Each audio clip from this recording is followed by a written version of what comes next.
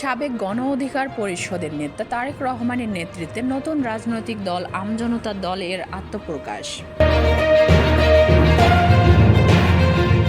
অবশেষে ইবতেদায়ী শিক্ষকদের ৬ দফা দাবি মেনে নিলেন সরকার। পর্যায়ক্রমে সকল ইবতেদায়ী জাতীয়করণ করা হবে।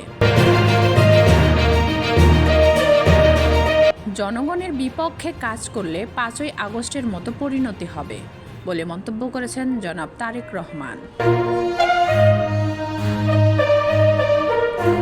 রানিং স্টাফদের কর্মবিরতিতে সারা দেশে ট্রেন চলাচল বন্ধ।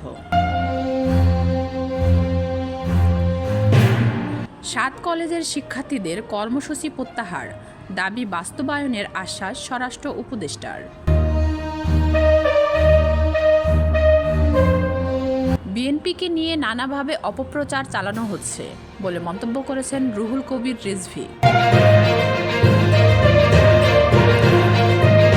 অর্থ আত্মসাতের অভিযোগে এস আলমের ছেলেসহ ৫৪ জনের বিরুদ্ধে দুদকের মামলা।